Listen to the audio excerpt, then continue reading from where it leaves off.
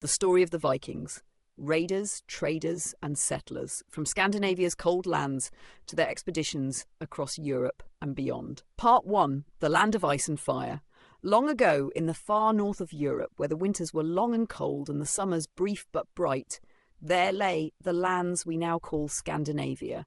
This rugged region, full of towering mountains, deep fjords carved by ancient glaciers, and thick pine forests, shaped the people who lived there. The land was harsh, but beautiful.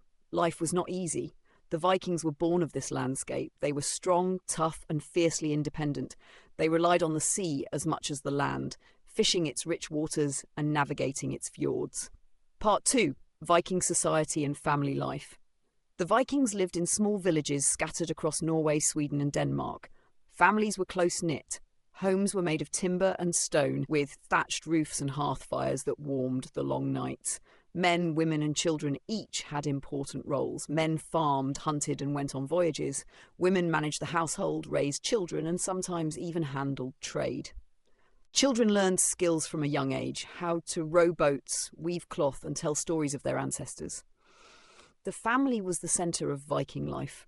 Honour, loyalty, and courage were values passed down through generations. Part 3. The Viking gods and beliefs. The Vikings believed in many gods and goddesses who influenced their daily lives. Odin, the wise Allfather, was the god of war, poetry, and magic. Thor, with his mighty hammer Mjolnir, was the protector of mankind. Freya, goddess of love and fertility, watched over families and warriors alike. Vikings believed in an afterlife, a place called Valhalla, where brave warriors who died in battle would feast forever under Odin's watch. They believed fate was woven by the Norns, mysterious women who controlled the destiny of gods and men. Religion was not just belief, it was a way of life, guiding decisions, battles, and ceremonies. Part 4. The mastery of the sea. Viking ships. The Vikings were unmatched sailors. They built longships, slender, lightweight vessels designed to be fast and manoeuvrable. Longships could sail in open seas or shallow rivers, making them perfect for raids or trade. They had dragon or serpent figureheads carved on the prow, believed to scare away evil spirits. Sails were made from woven wool, often dyed with natural colours. Oarsmen powered the ships when the wind failed. Vikings used stars, the sun, and natural signs to navigate. Their ships could cover hundreds of miles in a single day. Part 5. The beginning of the Viking Age. Raids and conquests. The Viking Age officially began in 793 CE with the attack on the monastery of Lindisfarne, a peaceful Christian settlement on the northeast coast of England. The raid shocked the Christian world. Monks and villagers were taken by surprise, treasures stolen, buildings burned. From that moment, Viking raids spread along the coasts of Britain, Ireland, France, and beyond. But these attacks were not random. Vikings carefully chose targets: wealthy monasteries, towns, and trade centres. Their tactics emphasised surprise and speed. They struck quickly and disappeared before armies could respond. Part 6. Beyond raids. Trade and commerce.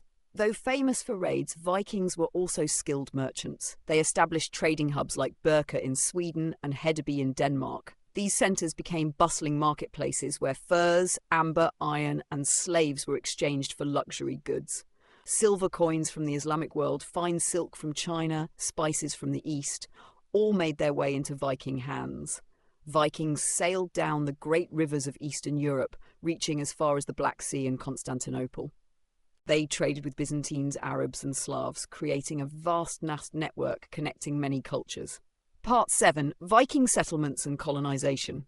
Vikings were explorers and settlers as well as raiders. In the 9th and 10th centuries, they began to establish permanent colonies. In Ireland, they founded the city of Dublin, which became a vital trading port. In England and Scotland, they settled in areas known as the Danelaw, where their laws and customs blended with local traditions. Farther afield, Vikings discovered Iceland around 870 CE. From Iceland, Eric the Red led settlers to Greenland, a land of icy fjords and glaciers. Despite the harsh climate, they built farms and communities that lasted for centuries. Part 8. The discovery of Vinland, North America, before Columbus. Perhaps the most remarkable Viking expedition was to Vinland. Around the year 1000 CE, Leif Erikson, son of Eric the Red, sailed west from Greenland. He and his crew reached the shores of what is now Newfoundland in Canada. They found a land with wild grapes and fertile soil. Vinland means wine land. Though Viking settlements there were brief, this voyage marks the earliest known European contact with North America, almost 500 years before Columbus. Part 9. Viking culture. Law, justice, and assemblies. Viking society was governed by assemblies called things. These were gatherings where free men debated laws, settled disputes, and elected leaders. Law was taken seriously. Punishments for crimes ranged from fines to exile. Women had rights unusual for their time. They could own property and divorce. Many sagas tell of strong Viking women who shaped history. Storytelling was vital to preserving history and values. Part 10. Viking warfare and weapons. Vikings were fierce warriors. They fought with swords, axes, spears, and shields. Their weapons were carefully crafted. Swords were valuable, often passed down through generations. Axes were versatile tools and deadly weapons. Vikings used shields for defense and formation tactics. They fought in tight ranks called shield walls. Surprise and mobility were key to their battlefield success. Part 11. Religion and the end of the Viking Age. As Christianity spread through Europe, many Vikings converted. Kings and chieftains adopted the new faith. The old gods were slowly forgotten. The Viking Age gradually ended around the 11th century. Kingdoms in Scandinavia became more centralized and Christianized. Viking raids ceased, but their legacy lived on. Part 12. The Viking legacy. Language, culture, and influence. The Vikings shaped the history of Europe. They influenced the English language, with many Old Norse words still in use today. Place names like York, Derby, and Whitby reflect Viking origins. Their legal systems influenced medieval law codes. Viking art, runes, and myths continue to inspire modern culture. From popular books and movies to festivals and reenactments, the Viking spirit lives on. Conclusion. A journey of courage and curiosity. The story of the Vikings is one of adventure, courage, and transformation. From the icy fjords of Scandinavia to distant lands across the ocean, from fierce raiders to skilled traders and settlers, the Vikings changed the world in ways still felt today. Thank you for joining this long and gentle journey into the Viking world. May the wisdom of Odin and the strength of Thor guide your dreams tonight.